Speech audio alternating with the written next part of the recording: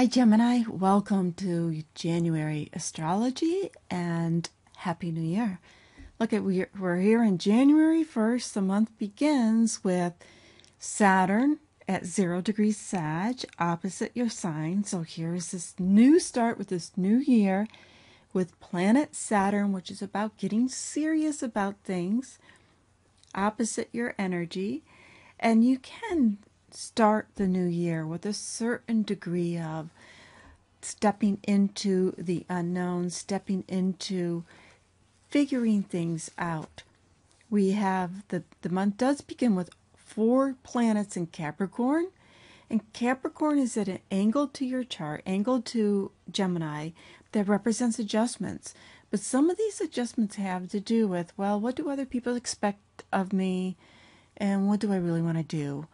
Whether it is a personal one-on-one relationship, like a love relationship, do they expect me to do this or that for them? Or whether it is more professional relationship, say you're going to school, what does my professor expect from me? What does my boss expect from me?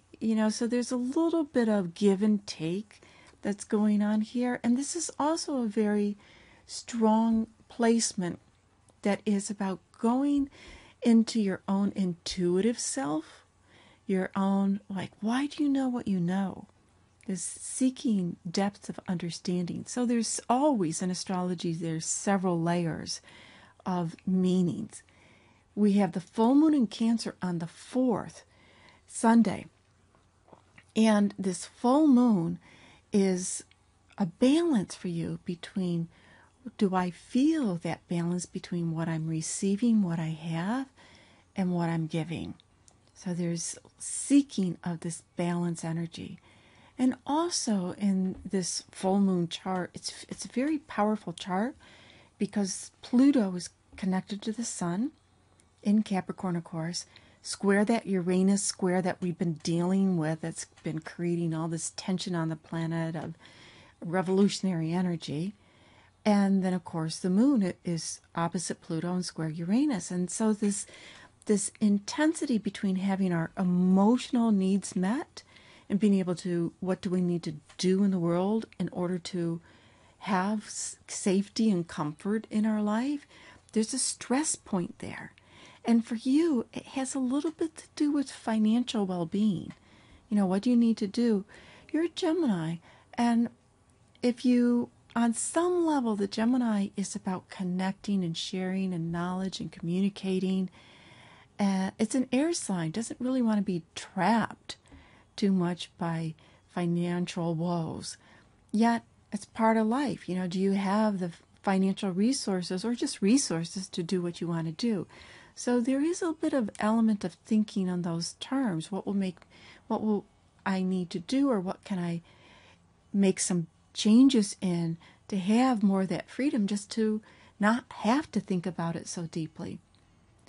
We have Mars going into Pisces on the 12th of January.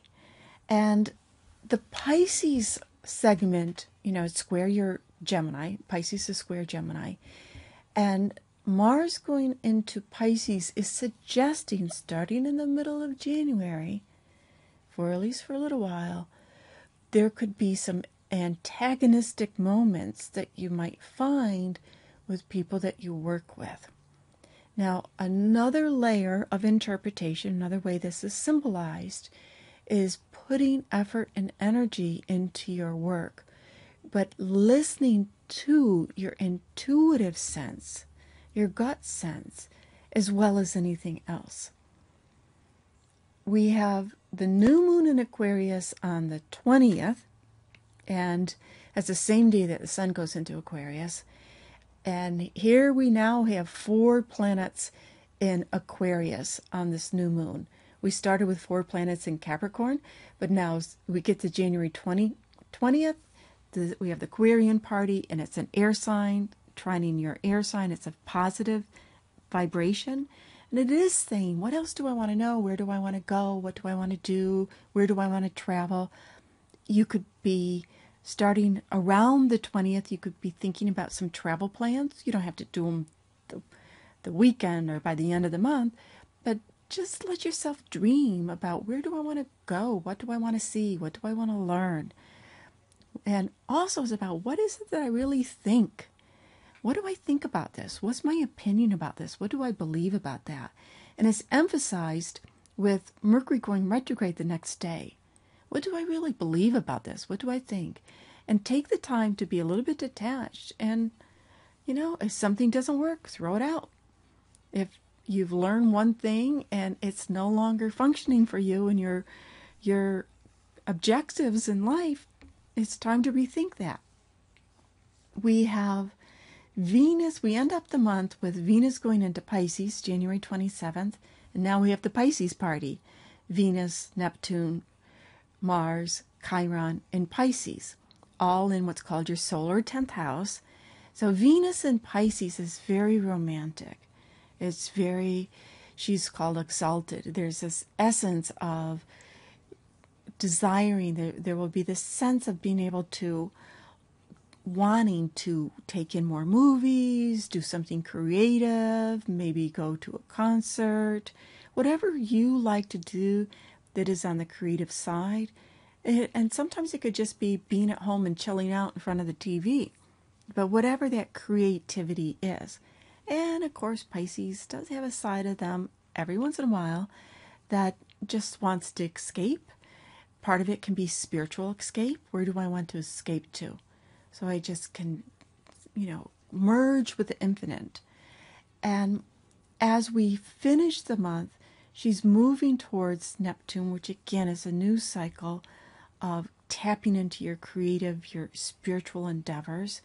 But she's also connected with Saturn over here, square Saturn over here. And on a larger perspective, it is saying, how can I create? What is it that is my ideal? What do I really love? How do I tap into my creativity, my dreams that I want? But Saturn is saying, is it practical? Is it real? Can you really do it? So how can you give form to it? So we end up the month with those thoughts of dreaming the big dream, but also with, what do I need to do to put form to my dreams? And part of this can be the adventure, your life's path adventure, in terms of what you want to do, where you want to go, what you want if you want to call it your career, you can call it that, but what you want to say you have done in life, this life that you have. Especially, think about, you can chunk it down to just this year, but it's really the broader is the path that I'm on, taking me to where I want to end up.